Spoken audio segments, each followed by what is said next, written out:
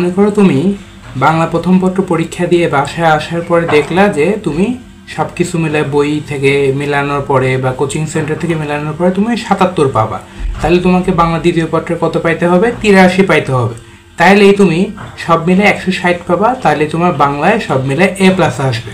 তো বাংলা এ প্লাস পাওয়ার জন্য তোমাকে অবশ্যই এই ইকুয়েশনগুলো মেনটেন করতে হবে। ফার্স্ট পেপার পরীক্ষা তোমার যেরকমই হোক, এখন ওইটা নিয়ে আর খুব বেশি পরিমাণে টেনশন করা দরকার নেই। আর যাদের পরীক্ষা ভালো হয়েছে তারা তো অবশ্যই একটু আগেই থাকলে, কারণ বাংলা ফার্স্ট পেপারে যদি মনে করো তুমি ৮৫ পাও, তাহলে সেকেন্ড পেপারে তোমাকে শুধু ৭৫ পেলে কিন্তু এ প্লাস চলে আসতেছে। আর যারা চাও হচ্ছে আমি আরও বেশি পাবো, তারা তো মনে করো যে বোর্ডে হয়তো স্ট্যান্ড করবে আর কি। যাই হোক, তো বাংলা সেকেন্ড পেপারের জন্য তোমাকে এই ক্যালকুলেশনগুলো মাথায় রাখতে হবে। তাইলে কিন্তু তুমি ইনশাল্লাহ ওভারঅল বাংলায় ফার্স্ট পেপার এবং সেকেন্ড পেপার মিলাই কিন্তু এ প্লাস পাওয়াটা তোমার জন্য সহজ হবে। তো বাংলায় মানে বাংলা সেকেন্ড পেপারে তোমার ৮০ না পাওয়ার দুইটা বড় কারণ আছে, বুঝছো? একটা হলো যে ব্যাকরণ অংশে বেশি ভুল করা। তুমি যদি ব্যাকরণ অংশে বেশি ভুল করো, এই ৪০-এর মধ্যে কিন্তু অনেকে ৪০ও পায়, অনেকে মনে করো ৩৬, ৩৭, ৩৮, ৩৯ এরকম একটা রেঞ্জে নাম্বার পায়। তুমি যদি সেই নাম্বারটা ওই জায়গায় না পাও, তাহলে কিন্তু তোমার একটা বড় নাম্বার কিন্তু যদি ওখানে চলে যায়, তাহলে কিন্তু রিটেনের নাম্বার কাটবে।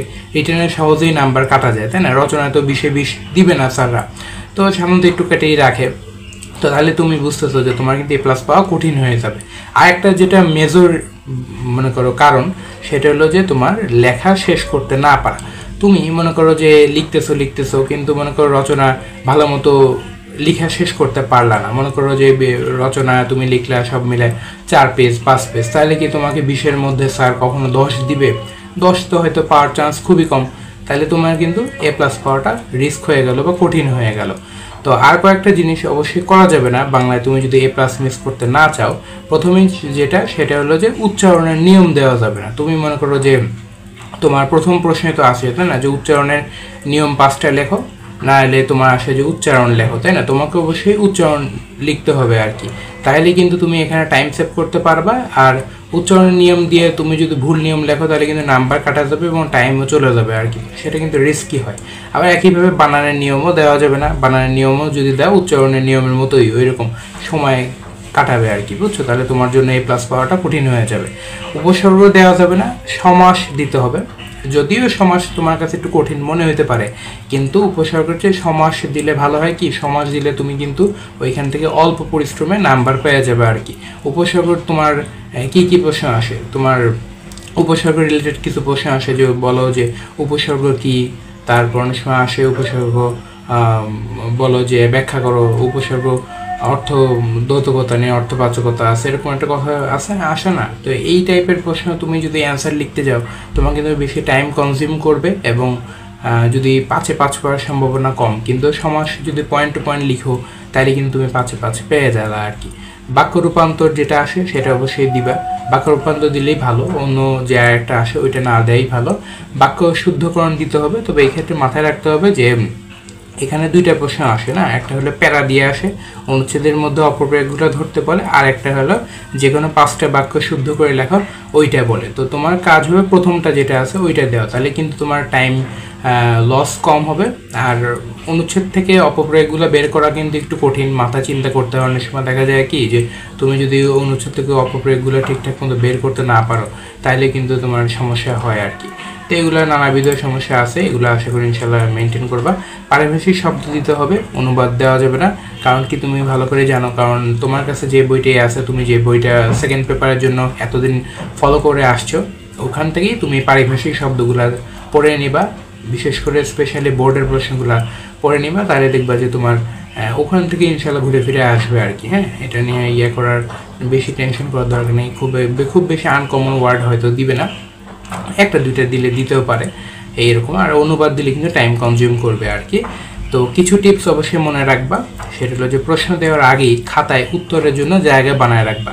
মনে করো কি তোমরা যখন পরীক্ষা শুরু হয়, তাই না, পরীক্ষা তো শুরু হয় 10টার সময়, কিন্তু তোমার কিন্তু যখন স্যার আসে বা ম্যাডাম যিনি পরিদর্শক আসেন, তখন কিন্তু তোমাদের 9:30টার সময় খাতা দিয়ে দেয়, তাই না? ওখানে তোমাদের রোল নাম্বার টাম্বার এগুলো লিখতে হয় আর কি। তো তোমার যে প্রথমেই যে সময়টা থাকবে সেই সময়টাতেই তুমি ট্রাই করবা যেন তোমার এই প্রশ্ন দেওয়ার আগ দিয়েই তুমি যেন খাতায় অবশ্যই ওই যে বানায় নেয় না সেই ওরকম করে খাতা জায়গায় ফাঁকা ফাঁকা রেখে রেখে 1 নম্বর আর 2 নম্বর প্রশ্ন উত্তর এরকম করে করে লিখে রাখবা, তাহলে তোমার পরবর্তীতে টাইম সেভ হবে। উচ্চারণ, বানান, সমাস, পারিভাষিক শব্দের অন্য টেবিলগুলো বানায় রাখবা, তাহলে মনে করো সুন্দর হবে আর কি। যেরকম বক্স বক্স করে বানাবা, এগুলো কিন্তু দেখতে সুন্দর লাগে এবং স্যাররা কিন্তু এইভাবে তুমি যদি লেখো এবং সেগুলো যদি কারেক্ট হয় তাহলে স্যাররা বেশি আকৃষ্ট হবে। পরবর্তীতে তোমার প্রথম দিকের মানে খাতার শুরুর দিকে স্যার যদি ভালো পায় তাহলে কিন্তু শেষের দিকেও স্যার একটু মার্সি করতে পারে, খুশি থাকতে পারে, তাই না? স্যার তো অনেকগুলো খাতা একসাথে দেখবে, ওই তার স্যারের পার্সপেক্টিভ দিয়ে চিন্তা করলে তোমার কিন্তু নাম্বার পাওয়াটা, রচনা বা নির্মিত অংশে নাম্বার পাওয়াটা ইজিয়ার হবে আর কি। আচ্ছা, সমাস দিলে তোমাকে অবশ্যই সমাসের জন্য 3টা বক্স বানাইতে হবে। প্রদত্ত শব্দ, ব্যাস বাক্য, সমাসের নাম, এই 3টা অংশ নিয়ে তোমাকে বানাইতে হবে, তাহলে তোমার এবং এখানে তুমি পারলে ইনশাআল্লাহ তুমি অ্যান্সার পাবা আর কি। এরপর চলে যাই নির্মিত অংশে। হ্যাঁ, ব্যাকরণ অংশ নিয়ে অনেক কথা বললাম। নির্মিত অংশের ক্ষেত্রে দিনলিপি 3 পৃষ্ঠার মধ্যে লিখে ফেলবে আর কি। এখানে যদি বেশি লিখতে যাও তাহলে কিন্তু বাকি টপিকগুলো আবার লিখতে পারবা না আর কি। ইমেইল, আবেদনপত্র যেটা ভালো পারো সেটাই লিখবা। এটা এক একজন এক একটা ভালো পারে, অনেকে আবেদনপত্র লিখতে চায়, অনেকে ইমেল লিখতে চায়, ইমেলে লিখতেও পারো, তোমার যেটা তুমি ভালো মনে করো। আর সারাংশ লিখবা বা সারমর্ম যদি দেয় ওইটা লিখবা। ভাব সম্প্রসারণ লেখার দরকার নেই, কারণ কি, কারণ হলো টাইম বেশি পরিমাণে নষ্ট হবে, তাই না? টাইম নষ্ট না করতে চাইলে ভাব সম্প্রসারণ না লেখাই ভালো। ক্ষুদে গল্পের চেয়ে সংলাপ লেখা ভালো, কারণ সংলাপ তুমি পয়েন্ট টু পয়েন্ট লিখতে পারবা।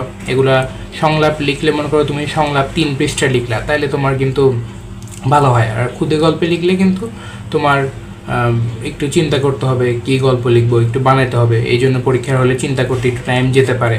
আবার ক্ষুদে গল্প তুমি মনে করো গদ বাঁধা খালি লিখে গেলা, লেখা তোমার অ্যাভারেজ হলো, তখন স্যার একটু নাম্বার কম দিতে পারে, এই জন্য সংলাপ লেখা বেটার। রচনা অবশ্যই 15 পৃষ্ঠার বেশি লিখতে হবে, তাহলে ভালো হয়, কারণ কি এখানে কিন্তু 20টা নাম্বার, অনেক নাম্বার, তাহলে অবশ্যই 15 পাতা বেশি লেখাই ভালো। হাতের লেখা সুন্দর থাকতে হবে, এটা তো বাংলা পরীক্ষার জন্য একটা মনে করো মাস্ট, এই কথাটা মাথায় রাখবা।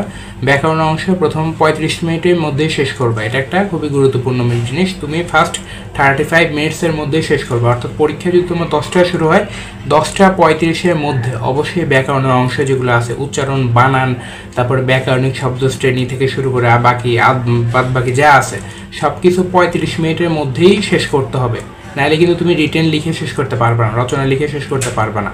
তো রিটেনের ক্ষেত্রে 10:35 থেকে পরবর্তী 1 ঘন্টার মধ্যে তুমি রচনা বাদে বাকিগুলো লিখে ফেলতে হবে।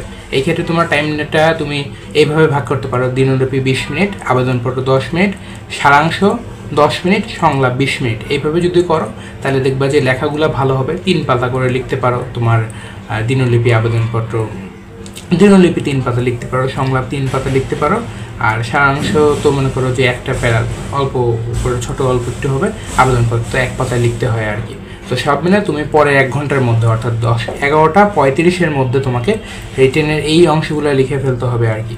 আর তারপরে যে তুমি শেষ 1.5 ঘন্টা রচনার জন্য পাবা, সেই 1.5 ঘন্টা তোমাকে অবশ্যই ভালো মতো লিখতে হবে, বা 1 ঘন্টা 25 মিনিট যাই বলি না কেন এই সময়টুকু রাখতে হবে। তুমি যদি শেষের 1.5 ঘন্টা সময় যদি না রাখো তাহলে তুমি দেখবে রচনা ভালো মতো তুমি কমপ্লিট করতে পারবে না, এটা মাথায় রেখো।